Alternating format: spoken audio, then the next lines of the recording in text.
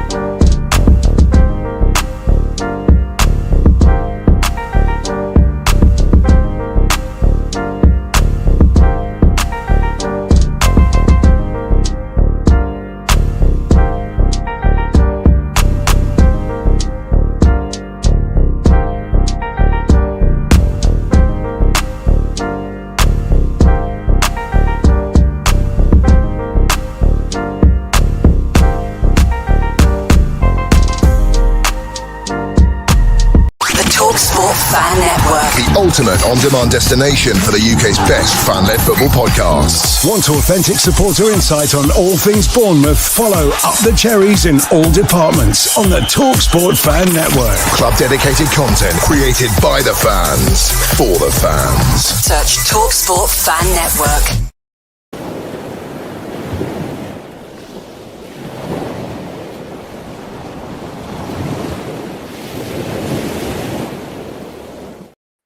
Good morning, good afternoon, and good evening, Cherries fans from around the world. Welcome back to another edition of Cherry AM on this pretty gloomy, stormy Tuesday morning for me. I think it is around the whole country, to be fair. Say hello to my co-host, Malcolm. Welcome back, Malcolm. Yeah. Good morning, Ollie. Good morning, everybody in the chat. 14 degrees, cloudy, windy. Autumn's on its way. It's clear to see, isn't it? There's been a very clear change already between what we had and what's now coming, which is a shame. Yeah. But deja vu, right? It seems like we were doing this about 12 hours ago. So anyone who didn't catch last night's Cherry Slaps live reaction show, please do go and watch because it was a good one. Good morning, Malcolm. Welcome back. Yeah, thanks, mate. Chris Hubble, morning, everyone. Up the Cherries. Morning, Chris. Morning, Chris. Paul Sands, good morning, everyone. Good morning, Chris. Good morning, Paul. Liam, good morning, Cherries fans. Morning, Liam. Hi, Liam. Morning, guys. 22 degrees, sunny near Sydney, Australia. It's just increasing at the moment for you, isn't it, Paul? It seems to be getting better and better as the weeks go on, which is nice to see. Hi, Paul. Darren Hurst, hi. In a meeting, we'll get sacked if caught. Bye. Be careful, Darren. He actually messaged me and said, "Can you send my apologies because he's got a meeting." That was about 10 minutes ago. So I said, "Will do." Yeah, don't get caught, mate. Don't get caught. Don't get caught. Crikey, Darren. And Chris says, morning, Paul. Just saying hello to the rest of the chat. So look, after last night's show where we pretty much put the world to rights, Malcolm, it was wasn't the easiest thing coming up with things to discuss this morning. So what we've done is we've got a couple of things that we're going to bounce backwards and forwards on. They are going to be related to the Brighton game, and then moving forward, discussing some things about the Newcastle match this weekend as well. But there's quite a good few questions that I'm interested to not only get Malcolm's take on, but also everyone in the chat. Malcolm, anything that you want to mention before I crack on? There is actually. I don't know if any of you saw it. There was a lovely little clip online. After the whistle had gone, final whistle, a short video of Alex Scott pushing Milos towards the fans.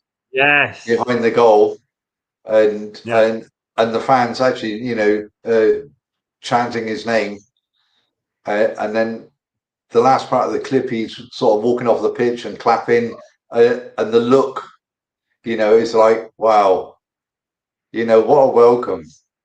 Yeah. But also what a sign of appreciation from the fans to see what he's actually about as well. So, that interaction between players and fans is really something special. And that must have given him a really big lift. 100%, 100%, and you can almost see why Scott's done that, because Scott had a similar introduction. Right? Exactly. You could tell that Milos didn't really, not that he was shy, but I don't think he wanted to go and give his thanks on his first game. It seemed a bit much, but he was definitely pushed towards that crowd, and the crowd really gave him what for, didn't they? It was and that must make him feel so very welcome, around the whole setup. And obviously for him, he's going to be learning every day. So what the club's about. But that is one very nice little positive, really, to take out of that. Yeah, brilliant. Yeah, well brought up. Yeah, I forgot about that, but absolutely did see it, and it was awesome to watch. Really, really good to watch. Just on Alex Scott, we might as well start off with him first. Really, his goal essentially, and his midfield development, and how he's really taking control of that position and the minutes that he's given on the pitch. Obviously, his first half strike set the tone at the weekend, but has he now cemented himself in Iriola's starting 11 every week? Do we think that this is now his spot? He's certainly claiming a place, isn't he? Yeah. So moving on from last season, he had his critics, but as a young lad, he's learning. But the England setup and what he did at the Euros, that must have given him so much confidence. The way he was put in that squad, playing the minutes he played, and playing very, very well. He had a really good partnership in the midfield there. And Donny's put him in, obviously, because Christie's out. So it's a question of, also Cliver as well. Sorry, where would he fit in? Would he be more defensive minded? Would he be more offensive minded? Hey, he's grasped it with both hands, really, and he's improving all the time. It would be difficult to leave him out at the moment, if I'm honest. Yeah, I couldn't agree more. And obviously, you mentioned Christie, and it kind of comes on to my next question. Actually, is kind of how exciting the partnership is between Scott and Adam/Christie in midfield, depending on who's playing at the time. How do we see that should evolve moving forward? Does that evolution look like Scott and Christie, or does it look like Scott and Adams, or Adams and Christie? And this is now where Iraola is going to have a bit of a problem on his hands, isn't he? But a good problem. It's a wonderful problem to have. But then whoever's going to be on the bench, look how strong that bench is. So, and if things aren't working, he's got the tools to do the job, and he'll say, right, whether it's 60 minutes, 70 minutes, make the changes. They know what they got to do. But I think it really is a very, very nice problem to have. So we can let the dog out. Sorry, the dog was going crazy. I had to get him out. Please. Yes, no, couldn't agree more. And I think it's really exciting for them to come back in. I do think, if I'm being honest, obviously Tyler Adams is more of a secure member in that starting 11. Would you agree at the moment? Yeah, definitely. Yeah, he would be the first on the team sheet for me. Yeah, absolutely. So then it obviously comes down to Scott and Christie. And even though I think Scott and Christie would be the better partnership, I don't think it'd be fair to take Adams off that pitch. So no. Again, it's a real struggle, isn't it, to figure out what's going to be best against which teams. And I think that's where it then comes into play, isn't it? Yeah. I mean, if you want to look ahead, which we will be anyway, but I mean, just to throw it in, because you're talking about midfield now, against Newcastle, I mean, their midfield, we know what they're about. So Andoni will obviously have a plan up his sleeve for counteracting that. So yeah, absolutely. And I wanted to flash this comment just while you were mentioning it. Alex Scott's now turning into a player we all thought we had when we first bought him. Scott and Adams are the starting midfielders for us now. Interesting. Interesting.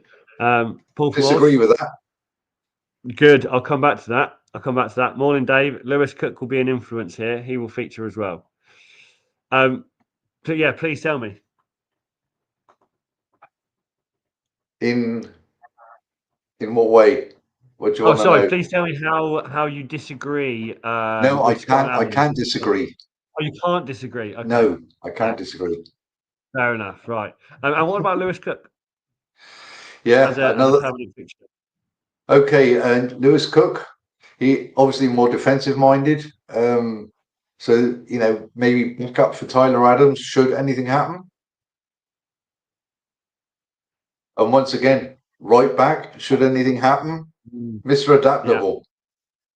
Yeah. And I mean that right back position is now looking fairly full as well, isn't it? We've got players like James Hill, Julio Soler, Adam Smith. There's a number of players that can fill it. It's interesting. It's a good place to be. I'm just going to touch on these two before the next question. I think Newcastle have the best midfield in the Prem. What do you think about that, Mal? Well, they're one of the best, certainly on their day. And you have to say on their day because players can have an off day, can't they? Quite easily. Yeah. I think Man City, their midfield last weekend looked really decent. You can't discount Liverpool's midfield at all. It's just a question of when it clicks. When it really all the pieces of the puzzle come together. We're certainly very competitive in the middle of the park. Yeah. And again, it comes back to what we just said, right? It's not all about the clicking. It's also against who are they playing against. Yeah. So there could be players in that midfield with that defensive lineup that could really create differences against certain teams, whereas they may not create as many differences against other teams. So it's understanding your team as well, right? Which I think we're incredibly lucky to have someone who understands each player at their foundation level and how to utilize that with the other players. I think that's just such a skill. I think another thing, Ollie, is that if depending on the opposition, you can overload your midfield, as a counter action, and that'll work as well. It doesn't mean you have to be 90 minutes full on, with an overloaded midfield, because obviously you tweak it and change it as the game goes on. But if you've got the numbers there, then why not? The biggest thing you have to, one of the biggest problems is you always have to watch out for the long ball then. If you're overloaded in the middle of the park and the long ball goes over the top of you, you have to be aware of that. So, it is a very heavy job to do in the middle of the park, playing midfield. So, but Andoni's always got a plan. Always got a plan. I think this here says something similar. I think Scott and Adams always start, but Christie, Tavernier, Cliver all offer the change depending on the opposition. Very much so. And Paul from Oz, agree, Ollie, horses for courses. Yeah, absolutely. Yep. Okay, cool. That's fine. We've done Scott. We've done some of the midfield. I now want to discuss Anton Semenyo's influence. Because again, he's another player that is just coming into his own, right? And we can see it every single time he plays. We can see the confidence. We can see the personal brand he's trying to build up. I think, again, even at the weekend, he's had an assist. And then the cool penalty finish, which we all saw. Is he quietly becoming Bournemouth's most important, I'm not going to say player, most important attacker this season? Well, a lot depends on him, doesn't it? Yeah. I know we got other options, because obviously you watch the games over 90 minutes, right? So we go left or right, don't we? Yeah. So I love his link-up play with Trofea. When he's out on the left. Yep. his physicality. He's not shy to go in. His pace, his awareness. Throw them all into the mix. Yeah, wonderful player. He started last season actually very good, didn't he? And then he dropped off. So yeah, he did. Mike, it's not a concern, and it's not not being critical about it. But if he can maintain his levels that he's at now, I think we'll see probably Player of the Year. Well, yeah, it's possible. It's possible. I know it's early. I know it's early days. It is early days. I know it's only 4 games, but he's getting the consistency that I said he needed to become that 70 mil player. He's definitely looking like a brilliant player for sure. I think he's going to be the staple point for us as a Bournemouth team moving forward. As you said, the right and left flanks at the moment are probably predominantly where we're strongest and scariest, right? And him and Trafford seem to be the most active in those attacks pretty much every single time. Pretty much every time. Apart from the players being dragged into the central final third and allowing the space for those flanks to work, which obviously it's a whole team effort, but when you really break it down, it's starting on those flanks most of the time. But what I like about Semenyo, sorry, go ahead. What I like about Semenyo is the swapping over. He'll play left, he'll play right. You know, so it's you don't really know exactly where he's going to be. Obviously, you know, he set up Scott's goal from the right, but when he's out on the left, he knows what Trafford's about. Yeah.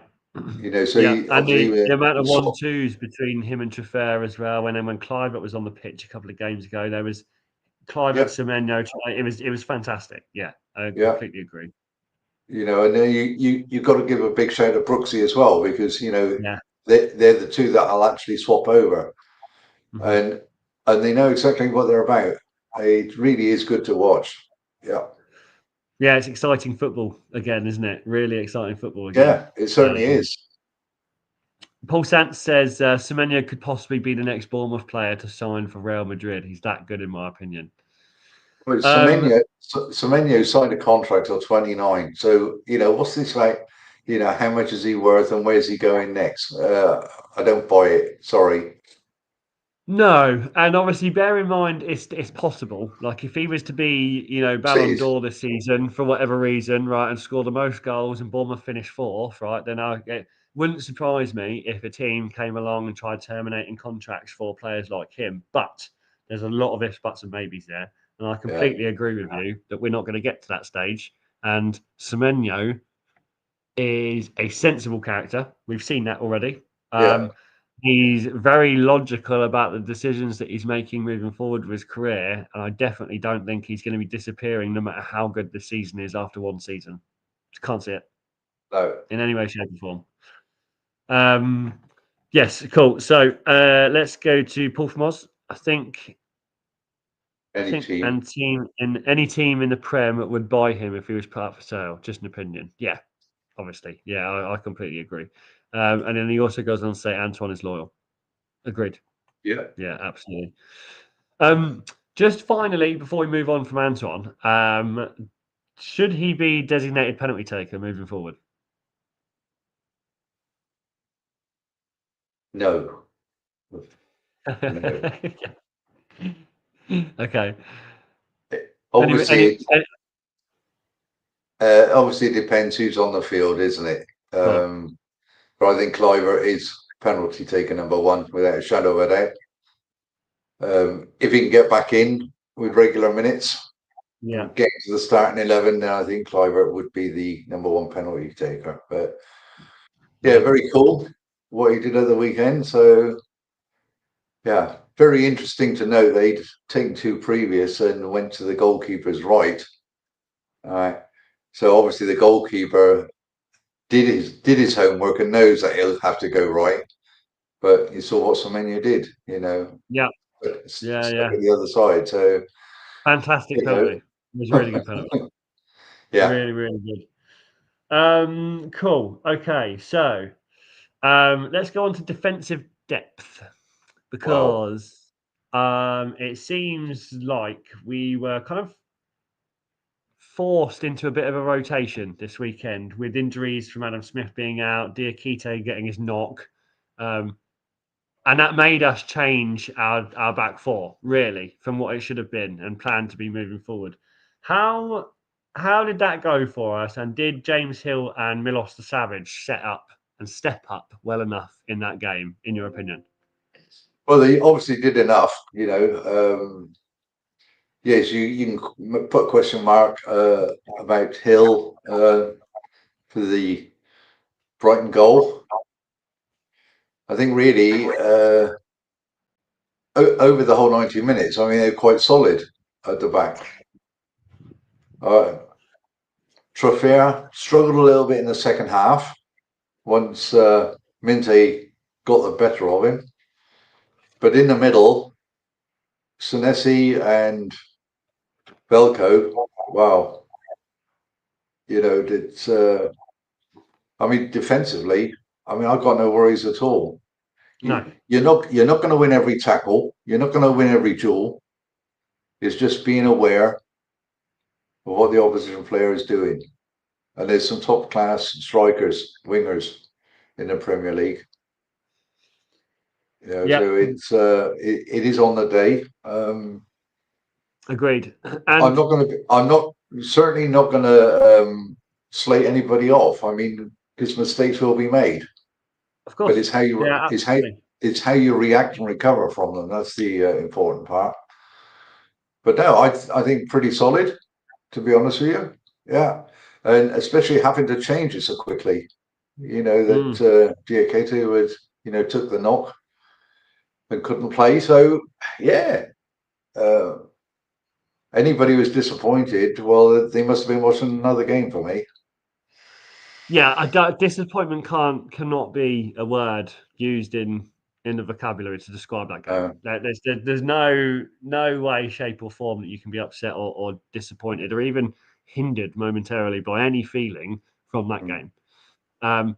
Yes, there were minor mistakes, as there is always going to be. There's always going to be in football. You know, it's too consistent for people to be perfect every game for 90 minutes every weekend. Can't do it. They're not machines.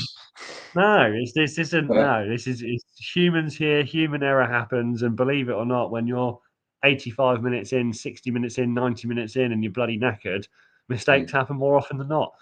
Of course.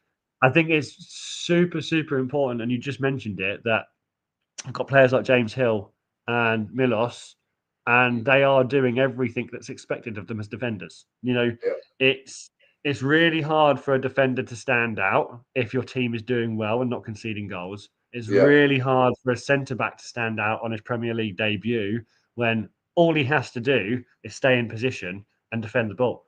That is as simple as his job gets, and he did it, and it was perfect. It was a brilliant masterpiece in being a centre-back. Simple as that. Yeah. So yeah, awesome that you've pointed that out, Mal. And just on that, is this the deepest Bournemouth squad that we've seen in recent history? It's what we've been looking for, isn't it? Yeah, it is, and it's something we haven't seen it really like this, have we? This is okay. If we sort of turn the clock back a little bit to last season, with all the injuries we had, all the players there, we had so many young players on the bench, you know, with barely minutes on the clock. We all said at the time, the goal's got to be more depth in the squad. Now, when the transfer window opened and players were leaving, you know, it looked like, wow, how can we strengthen our squad with so many outgoings? But look at the quality they brought in. All right, so there's been more outgoings than incomings. Obviously, it's you have to be aware of the financial rules, everything else. But it's credit to the recruitment for bringing the quality players in that will fit nicely into the system, that are Premier League quality, even if they're unknown.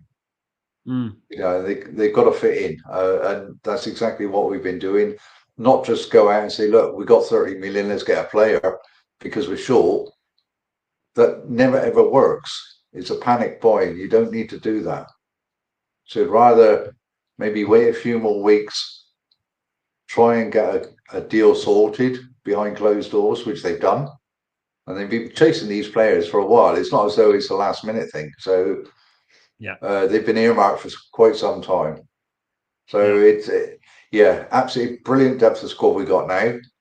May it long continue.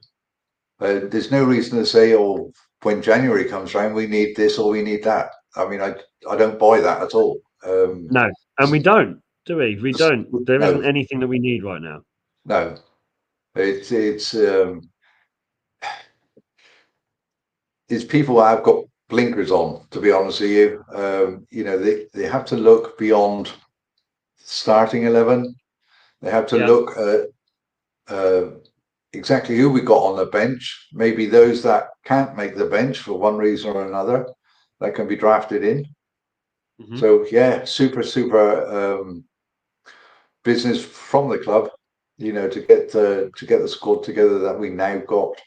And it's really no better time to be a Cherries fan, mate.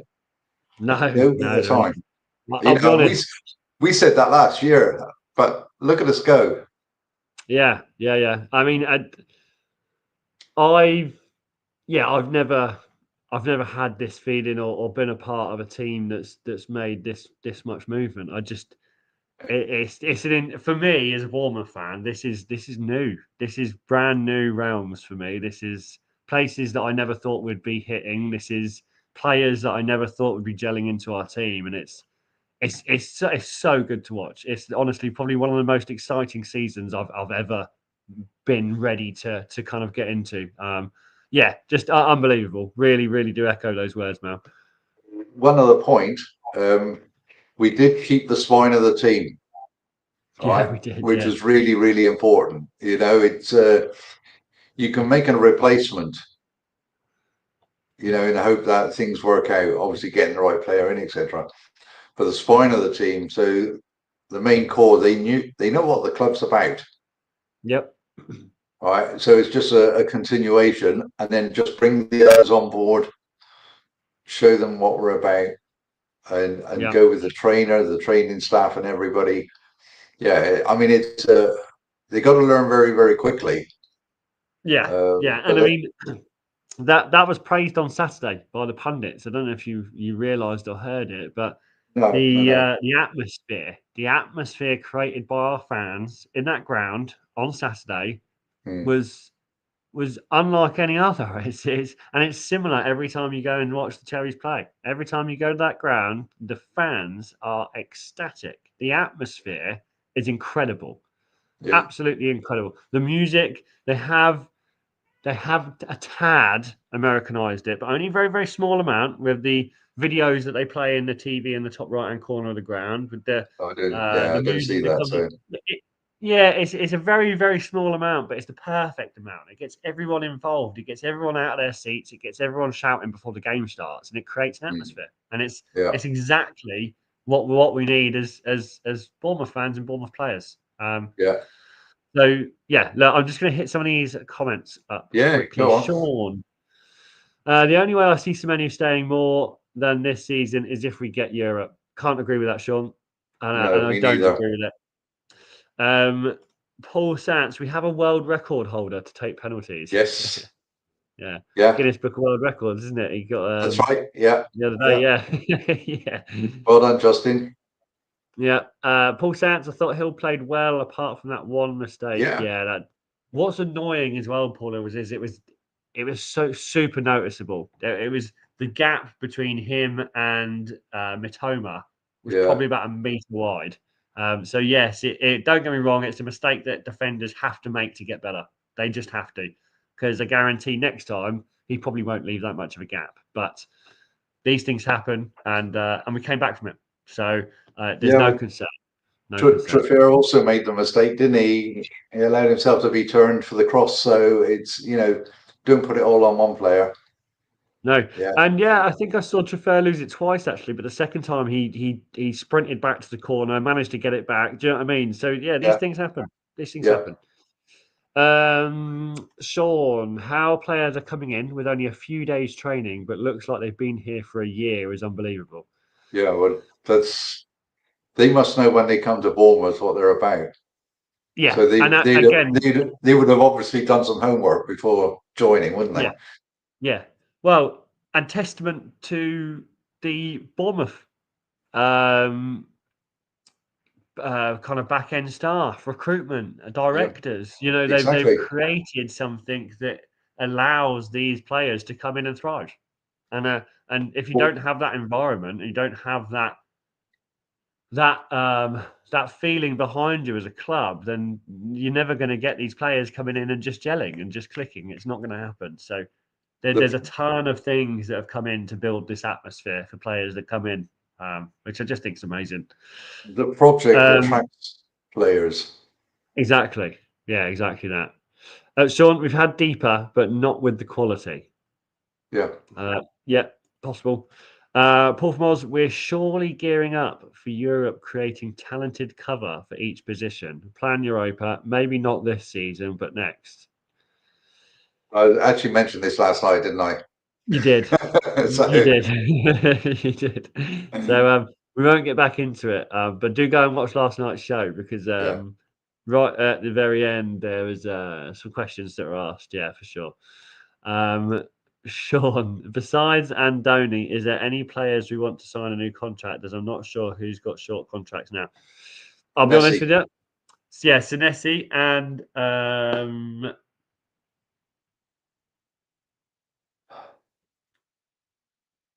Adam Smith signed.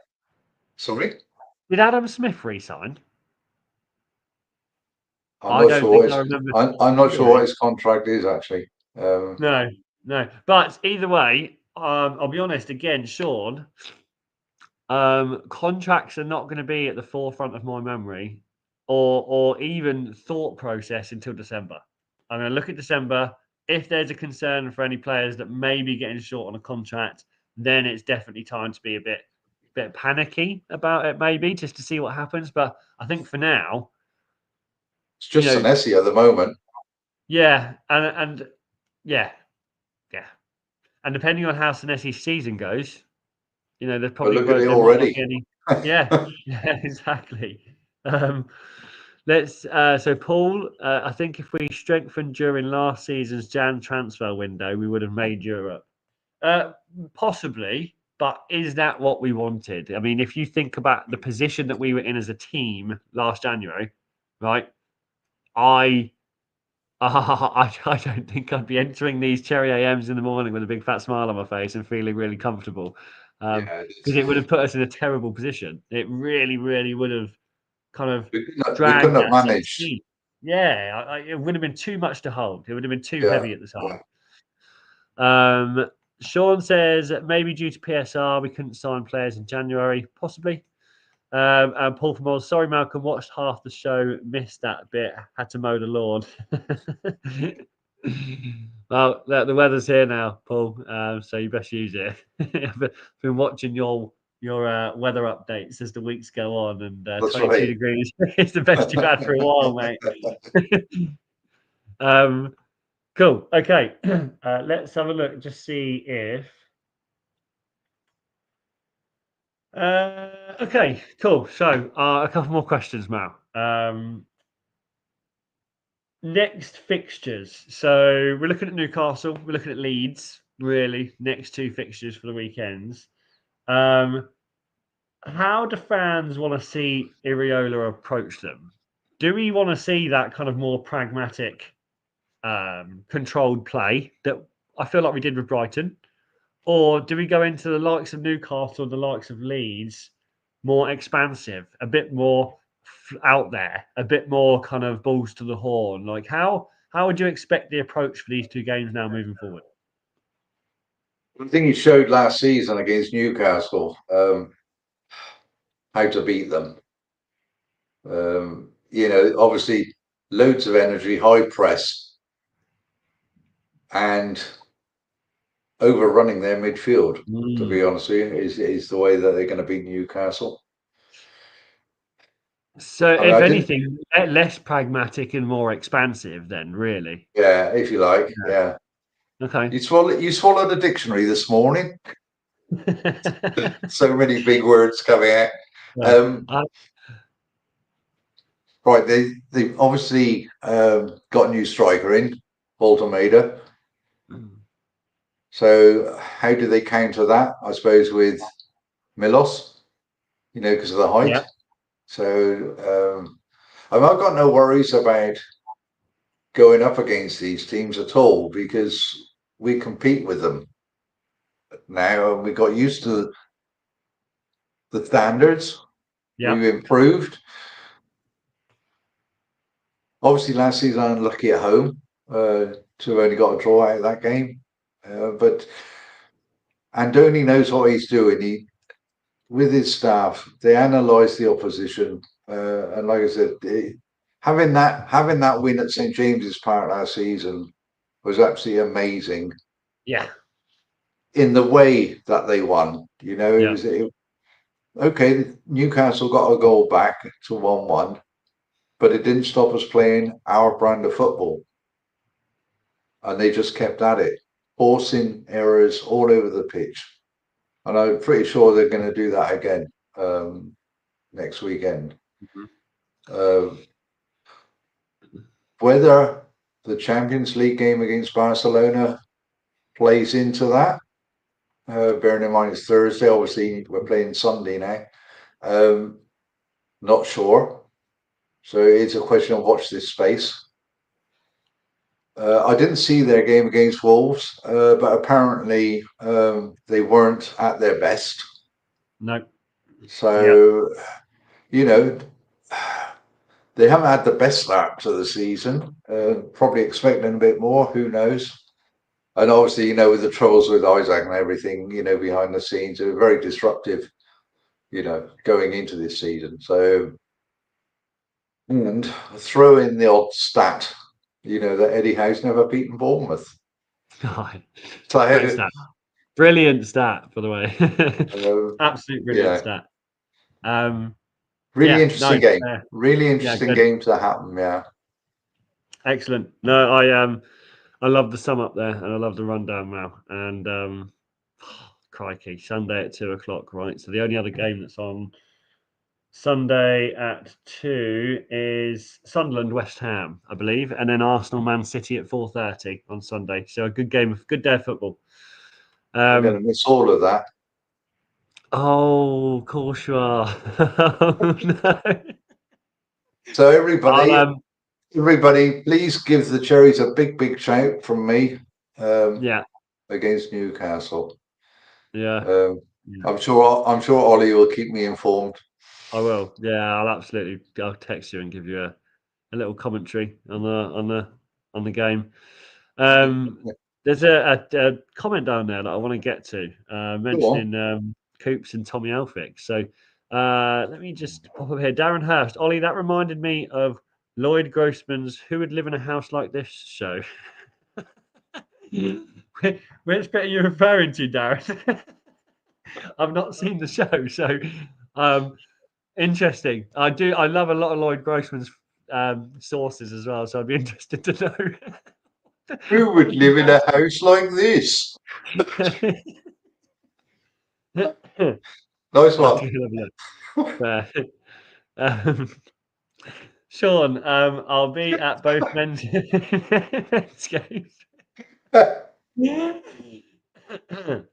Excuse me. I'll be at both men's games, but will be the first ladies match that I won't go to at Ringwood this Sunday. Oh, so you'll be at the Newcastle and the Leeds game. That sounds like, which is awesome. Yeah, amazing. David Houghton, I noticed Monsieur Andres Traffer spend an extra minute or so applauding the fans, which is appreciated. Yeah. Morning, David. Welcome. Morning, David. Yeah, but you're absolutely right. He Yep. did, as a number of other players did as well, which Malcolm gladly pointed out earlier. It was fantastic, really was, to see the Yeah. camaraderie, especially at Dean Court. You know, it's fantastic to see it there with our home fans, to be honest. Sean, let's hope we get a easier win than by one, as I don't think my heart can take that all season. yeah. It's the tight, nervy wins, mate. I know. I feel that a little bit sometimes, especially against Tottenham. That was edgy of seat stuff. What's to me the matter with last you night. people? Well, one is when you get one goal in the first 20 minutes, right? I can understand where he's coming from because it's edgy. It's anything can happen in football. You can have this feeling of success and we're going somewhere ripped away from you in seconds. it's an up and Ye of down roller little coaster. faith. What does that mean? Ye of little faith.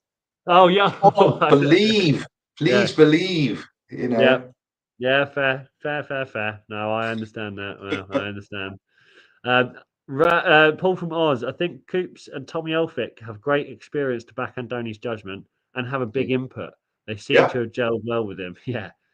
I think, as Malcolm always says, that's probably where the spine was always kept from when Bill came in as an investor. You know, you could have completely turned everything on its head, but there was some real club morals and some club statements that we have continued to stick by during this whole buyout, and we won't change. And it probably does come down to the likes of these players still being in our football department, in our business, in our club. You know, they're making sure that we stick to our home roots, but at the same time increase spend, increase recruitment, increase stadium size, increase Cat 1 Academy. Everything has to come with investment. But I think they've nailed it without changing the foundations of us as a team and as a club, which is huge. Absolutely huge. Very rare that you see it. And possibly finally from Chris Hubble, nice AFCB shirt, Mal. Thanks, Chris. I quite like it. Is that the 1995 away one? It's the retro thing. Yeah. There. Yeah, brilliant. Yeah, that's the one I've got. Fantastic. Love that one. Yeah. Really do like that. But look, unless there's anything else from yourself this morning, Malcolm, we're 45 minutes in. And it's very good. Really good. Yeah, fantastic. As always. It's always a blast. Yeah. Always a pleasure to be here. Thanks for the chat, for all the input. It's always good. Yeah, lots absolutely. of interaction. Yeah, appreciate you all being here as always. You know, these Cherry AM shows wouldn't be the same without you guys in the chat. So very much appreciated. For now, I shall wish my farewells. You will see me back tomorrow morning with Craig and Thursday morning again with Malcolm. Before we get the Newcastle game on Sunday. But for now, Auf Wiedersehen and up the cherries, and we'll see you again tomorrow. Yeah, exactly. Where are we?